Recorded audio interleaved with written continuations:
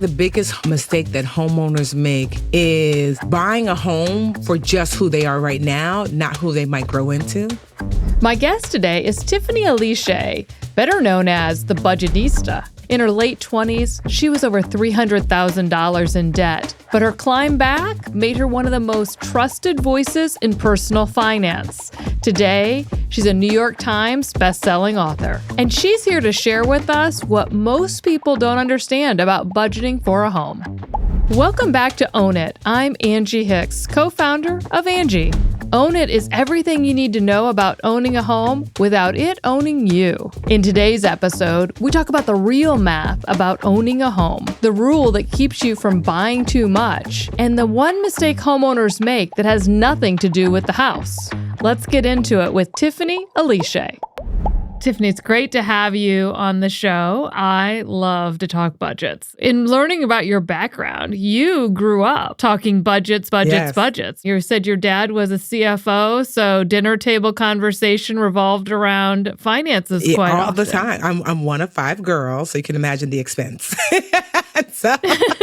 so we talked about money all the time. I didn't know that other families didn't. Specifically, we would have like a game night / family night on Thursdays where we would play like board games and things, but also talk about grades and behavior, me. But then also money. I can remember just as basic as we're saving for vacation. Or I remember in high school, my father had his financial advisor come sit at the table with us. I had made like a bunch of babysitting money and I invested for the first time with the financial advisor. We didn't get Sweet 16. So at 16, you got to walk to the bank with my dad and he would open up your first bank account. This is back when we had passbooks. Remember, I'm dating myself. Right. Yeah. Yes, I do. I remember that. And what I really loved about my parents is they didn't approach money from the scary place, just very matter of fact.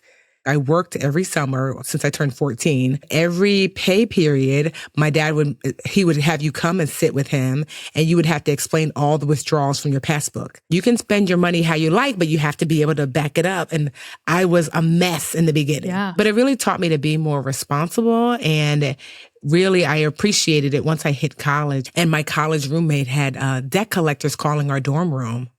At 17, 18, we thought it was hilarious. Like, how is that possible at 17 or 18, right? The sad news was that her father had passed away, and so her mother was struggling to raise her and her sister and had opened up credit cards in her name. I didn't even know that was a thing. So that was the first time that I thought, oh, wow. And so I was casually telling my dad, Dad, debt collectors call the dorm room, but don't worry, we make funny voices so they won't know that it's us. And he's like, yeah, that's not how that works. They're going to keep calling.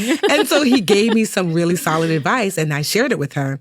And it helped. Whenever she had other financial questions, she would ask me and I would ask him. And then, because I went to a Rutgers, but I lived on a girls' campus, Douglas. Right. And so all the girls on the floor started saying, can you ask your dad this? Can you ask your dad that? And I thought, well, I want to be the person. And so that's how it really started for me, that it was this thirst to also have the knowledge because I saw how powerful it was and helpful. So did you end up studying financing or business while you were at Rutgers? So I took a lot of finance classes and I got my bachelor's in business. And then after graduating college, I decided that I hated corporate America because I had a bunch of internships. I said, oh no, my soul is shriveling up here. And because I was a fun girl. But I really loved kids. And so I said, maybe I'll be a teacher.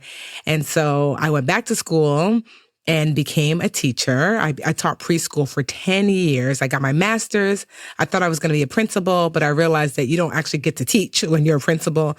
So I got my master's in education, which was still helpful for starting the business, the Budgetnista. But yeah, I loved it. To me, the foundation of the Budgetnista is that I learned how to teach these little people to take them from a place of no knowledge to knowledge. And so that's what I do with money. People come to me like they're 3 and 4, essentially, and I get to do so in a way that's fun and engaging and not judgmental. So I really learned that in the classroom. Your idea around the Budgetnista kind of started with the housing crisis of 2008, right? So walk us through what happened to you during that time. So Up until 23, 24-ish, 25, I did whatever my parents told me to do. Like they told me when it came to my finances. And then about 25, I said, you know what? I'm a full-grown adult. Let me blow up my life. I didn't say it like that. I thought I was just being mature. And so I had just gotten my master's in education. And instead of listening to my parents to apply for scholarships, I got student loans. So that left me $52,000 in student loan debt, which I was like, no biggie, because they'd help me with undergraduate. So I didn't have any undergraduate debt. Yep. After that, I decided, I've got my master's and I was living with my sister. And I said, I think I want to buy my first property. I'd saved like $30,000. And that was enough for and I was making $39,000 as a preschool teacher, but then like an additional. So you were a good saver. An amazing saver, because I was making additional $5,000-$6,000 a year babysitting and tutoring. So I was really hustling to save. And so I had this $30,000 and I said, you know what? I want to buy my first place. And so a condo, and my sister, who was my roommate at the time, my older sister, I said, great, she'll help me with the mortgage. And she said, okay. And so I bought a condo for $220,000. My mortgage, I'll never forget, was $1,660, and she paid me like $600. So I'm like, oh, so essentially I was paying $1,000 a month for this property. And that wasn't necessarily a bad decision. I just didn't know the market was going to crash. And then a friend of mine who I thought was wealthy, because in your 20s, you think nice car, nice apartment, you're rich. He was not. I like to call him Jake the Thief. I did not know he was a thief, and that's why he had money. So he convinced me. I said, Jake, you're rich. He said, sure. And I said, could you show me how you got rich? And he said, well, I invest with other people's money. And I was like, oh, what's that? I didn't know he meant mine. He said, you could take money off of a credit card. I didn't know that. I had a credit card, but my dad had always instructed me to pay it off every month in full. So I did. My credit score then was like an 802. Because I paid off my credit card every month. Which is fantastic. And exactly. He said, take the money off your credit card. As a matter of fact, open up 2 more and take the money off all these credit cards. Give it to me. I will invest it and then pay you monthly, from this investment. And I was like, oh my gosh, I'm going to be rich. I was not. $35,000 in credit card debt later. I was crying. And he ran off with the money. I'll never forget. I mean, it was I just ignore red flags, apparently, because I remember at the time there was a bank down the street where I was taking the money off my cards.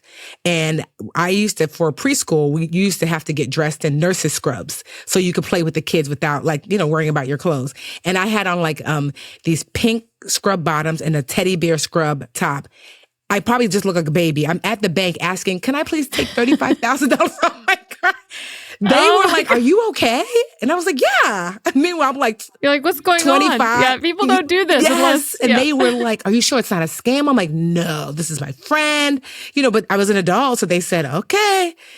I mean, you think it would have had like alarm ringing in my head. It didn't. And then right when the housing market started to crash, my school, which was nonprofit based, lost their funding and my school closed. So now I had no job, $35,000 in credit card debt, $220,000 mortgage, and $50,000 in student loan debt, and no way to pay it.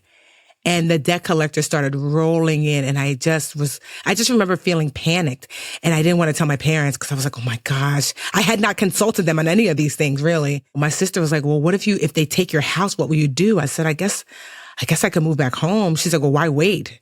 Because what if they lock you out, and then you can't get your things? Yeah. So I remember bringing my lamp home, and then bringing my blanket and then my mattress. My dad was like, what? Do you live here? He's just slowly moving back in. Like, yes. And so what I told him at the time was, oh, I lost my job. And he was like, okay. I didn't tell him about the other things. So I was too ashamed. Cause I knew, they're my parents, they love me. So, but I was ashamed that I didn't ask for advice and had made these mistakes. But I fell into this financial depression because I just felt so overwhelmed. And finally, I remember my best friend Linda called me. She was like, you're not picking up your phone. Is everything okay? And I was like, no. And I told her everything. I'm like, I'm living back home. By then, I was 28 going on 29. I was like, I'm going to be spending my 30th birthday in my middle school bed. I was like, I owe all this money. They're going to take my house. And she started laughing. I said, I failed to see what's so funny. And she was like, I'm back home too. I also lost my job. I kind of looked around. All my friends were struggling financially, and I was always the go-to. And I thought, well, Tiffany, you know how to budget and save, and you know how to navigate your debt and credit. And so I started doing that for myself and then them. And then before I knew it, a friend said, you should make this into a business. And so I started the Budgetnista. So tell me a little bit about what that process of coming back from that low was like. What did it take to kind of rebuild? Well, one, it started by I had to release the shame, because shame shields solutions. And the only way to release the shame, I didn't know that at the time, but I had to give voice to it, because shame is like, don't tell anybody. Don't say anything. And so when I told Linda and she wasn't like wagging her finger at me, I thought, oh, it released some of that. I said, oh, this is not so bad. I'm not like, I didn't kick anyone's puppy. You know what I mean? Like Tiffany, it's, and so I started to realize, wait, you made a mistake, but you're not a mistake. Cause that's what I realized I was saying. Like, I was beating myself up so bad. And she gave me the permission to forgive myself. And in releasing that shame, I said, like, the lessons you learned as a kid are still here, Right. And so I first things first, I was like, okay, something with this debt, you have to get it off your back. The debt collector's calling you 24/7. There has to be a way. And so, a friend of mine was a bankruptcy and debt lawyer. And I was like, how do I navigate these debt collectors? He said, by law, you can ask that they not call you, that they email you or send you letters instead. I'm like, really? He said, yeah. Right. There's something called a cease and desist letter. What? I ran to my Staples and faxed, we faxed back then, I'm like, I need this. I need the calls to stop. And so I just said, hey, you can communicate with me via email. Here's the email. And via letter, but no more calls. So that gave me a little peace of mind where I was like, okay. And then I realized at the time, this was right before the foreclosure was about to hit, because it took a while. So many people were losing their homes. They actually didn't foreclose on my home for some months later. So it didn't hit my credit score. And I realized I could do a balance transfer before this great credit score tanks because of this foreclosure that's pending. And so that's what I did. I transferred as much as I could from my credit cards with higher interest rates. I was able to get, because my credit score was still so high, I think it was almost like 18 months. It was something crazy of zero interest. So I was like, okay, it wasn't all of the debt of the credit card debt, but most of it, maybe like $20,000 or so. So now every penny I paid to the $20,000 I was able to transfer actually went to the credit card. Was going to paying off the debt. So that helped a lot. It took me 3 years to get out of that credit card debt. And then when it came to the student loans, I was like, I can't do anything about it. So I did, because they weren't private. They were federal student loans. So I was able to defer them and forbearance, which just meant basically freeze, so I just focused on the credit card debt. And then I was looking for a job. I couldn't find, especially when I was let go, it was the beginning of the school year. So they already had their teachers, So instead I was like, I just did everything. I babysat, I tutored. Thankfully, I was still on unemployment for a while. And so I kind of cobbled together this new financial life where I dropped down to what I call my ramen noodle budget, which is like, like your college budget, where you're like, I learned to do my own hair, I didn't go out. Right. I mean, I walked a lot of places. I was in the best shape of my life. I had a car, but who had gas money? Right. And so I really pared down. I lived with my parents for like a year. Then I moved in with one of my sisters, Tracy, who's 2 years younger than me. I slept on her couch because she had a 1-bedroom for another year. It took about 5 years for me to dig my way out of like all of that I owed. I mean, I still owed my student loan debt, but like the credit card, the house was gone, and I kind of at least was at a baseline of basically zero. I feel like I'm starting again. Yes. And so it was not easy. So when people tell me some of their financial mistakes, I'm like, well, let me tell you about Tiffany's financial fiascos. I mean, there's something to be said, and I think you bring a good point up, is that like, sometimes you have to be allowed to make your own mistakes. Going through that, I will never forget the lesson of like, ramen noodles again, my sister's couch. It built the financial responsibility in me I needed for myself versus just doing what my parents said. We're a lot tougher than we think we are, and sometimes we got to kind of see what we're made of. So let's talk about houses. So like you came back. You weren't afraid to go and get another house at some point in the future, but you have a new rule. So it's called, is your mortgage rentable? So explain that to me. So I told myself if I was ever going to buy another place again, if I was going to get a mortgage, it had to be rentable, which meant that I could get between $1,300 and $1,500, which meant that if I couldn't afford my mortgage, could somebody cover it if I had to rent it out? And at the very least, ideally try to cover my mortgage. So the second property that I purchased with my late husband, it was a foreclosure, and it was worth about $320 at the time, but the bank owned it and they just wanted the money that was owed to them, which was about $180. So we got really fortunate. And so, but it needed a lot of work. Like whoever there, it was a mess in there. And it's funny because I used Angie to be like, we need a contractor, we need an electrician, we need, and so we were able to fix it up. And now that investment of $180, we put about $180 into it. And so you figure that's like $360. But now, so that house we purchased in 2017, renovated like a year or so later. Now that house is worth about $550. Yeah. So you think to yourself, like, that was such a great investment. For example, I live in a condo around the corner from the house after, sadly, my husband passed away in 2021. He had a brain aneurysm. So literally he was here on Monday and saying he had like a terrible headache. And then on Friday he was gone.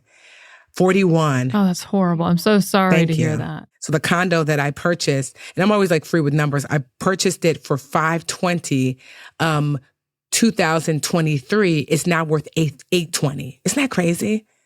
New Jersey is something else. So I've been fortunate that if purchased properly, you have to know your market. And if it makes sense that yes, homeownership can be a conduit for wealth. So I think you bring up a really good point, though, on carrying costs. So like, let's go back over that again, just so people understand, because I think sometimes people think it's just the mortgage. Let's talk about what the carrying cost of a home is. So there's your mortgage, obviously, if you have one. There are your taxes for that house. There's also insurance for that house. So for example, that house, I have a landscaper. They don't have a big lawn, but still the landscaper. Also too, because my sister has 2 kids, I was like, don't mess up my house. So I have a cleaning lady that comes every 2 weeks. Yeah. Right. I'm trying to think of what else. I mean, it depends. Some municipalities, some people pay sewage and garbage separately. But yeah, it equals for that house about $1,500 a month. Tell me about the Noodle budget. When I was learning about you, Tiffany, I was like, I love the name. So let's talk about that one too. Yeah, so I wrote this book, Angie, called Get Good with Money in 2021. And actually the paperback just came out. And I talk about the Noodle budget, which really just is if you had to eat ramen noodles, meaning if you just had to get down to the bare bones, I do not believe that you should live at your noodle budget long term forever. It's just a temporary drop. So let's just say you're hearing the whispers that they're going to be letting people go at your job. Well, then you might say, oh my gosh, I was actually hired just a couple years ago. I'm likely to be let go. Let me drop down to my Noodle budget, which means I'm going to let go of my streaming platforms. I'm going to make sure I have food. I'm going to make sure that I have a place to live and my medicine and things like that. The money that, ideally you have saved that's coming in can stretch longer. So your regular life, say, might cost you $5,000 a month. But maybe your Noodle budget life with everything cut out is $3,500. And so like you temporarily live at that $3,500 until you're back on your feet again. And then you can go back to your $5,000. So it's just a temporary safeguard to extend the life of your savings. Which is also another good point, because you can also, not only are you able to stay longer, but if the job doesn't go away, you're actually saving a bunch of money too. Exactly. You're adding to that saving. Let's go to this point. So what kind of savings level, or what should they keep as a cushion when they're out there and kind of making that house decision? So ideally, most people, this is going to be very difficult for, but ideally, even if you do put your savings into your house, how quickly can you get back to minimum 3 months of Noodle budget savings. So that's what's so great about it, right? Because remember, we're going to drop down to it if we hit hard times. So my assumption is if you have to dip into your savings, you've hit hard times. So you multiply your Noodle budget times 3, and that's the bare minimum. But ideally upwards of six months. And I tell people, if you're an entrepreneur, you might want to do a year, but no more than a year. So I keep a year because I could literally have a downturn that hits us hard. And I'm like, okay, I need to buckle down, and it's going to take a year for me to turn the business around. And I've done that before. Right. Makes total sense. So if you're thinking about buying your first house and you're like, hey, I saved up for my down payment, don't stop there. Like, don't rush and buy then. Wait a little bit longer till you get a little more cushion so you're not draining all your savings. Because I promise you, the city or the town you live in, they love to say, oh, is that what taxes were when the other person lived here? Not for you. I remember I called my dad in a panic when I bought my first condo. I was like, Daddy, my taxes went up $120 a month. He said, welcome to the real world. So you want to have that buffer because you just don't know what comes up. Like, people buy a house and the boiler goes out. Then what? So you want that buffer. Mm-hmm. As the Budgetnista, you've had women tell you, I went from homeless to homeowner because of you. What did you teach them that made the difference? So, I think in the beginning, it was it was possible to do. I remember the first time it happened, a woman wrote me and said, I'm currently living in a shelter and I am working. It was kind of like the first time I really, really thought like, wow, you could be working. It's still not enough, And she said, I am working. And at the time, I had these free challenges every January. It would be like anywhere from a week to like a month where it's a financial challenge where I would walk you through either budgeting or savings, or even we had a home buying edition of that challenge. And she said, do you think I should do the challenge? Because I don't really have much money. I said, well, one, it's free.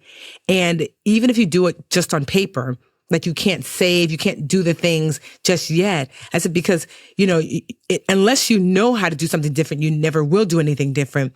So I encouraged her to do that. And then my, Linda, my best friend that I was talking about, she has her master's in social work. She's a certified, social worker. So I asked Linda, what are some tools and resources just in the state and city where she lived that she could look into? So Linda gave me a list of them and I shared them with her.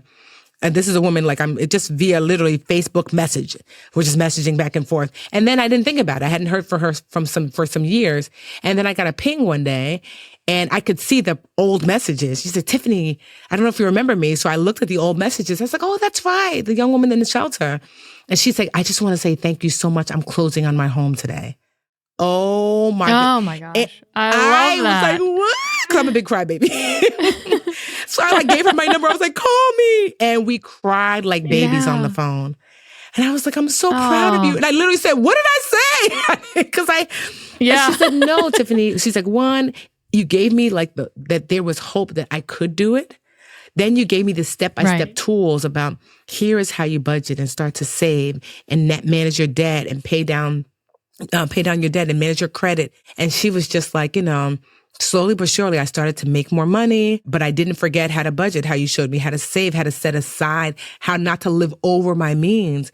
And she signed up for a program where they help with down payments. And she said, because I'd been really consistent and my credit score was good, I qualified. And she's like, you changed the trajectory of my life and my children's lives. And so she was just the first. That's happened at least 3 or 4 times after that. And it's just blown my mind. That's fantastic. And you have done a wonderful job, taking the shame out of not being in control of your finances and being willing to kind of seek help. So I think leading by example as you have and being so open about your experiences, I think that tells people a ton. Last question I've got here for, what's the biggest mistake homeowners make? Not because they don't know better, but because life gets in the way. I think the biggest mistake that homeowners make is buying a home for just who they are right now, not who they might grow into. Oh, that's a great point. So I'll give you an example. My podcast partner, when I had my podcast, Brown Ambition, Mandy, she bought this cute little house, her and her husband.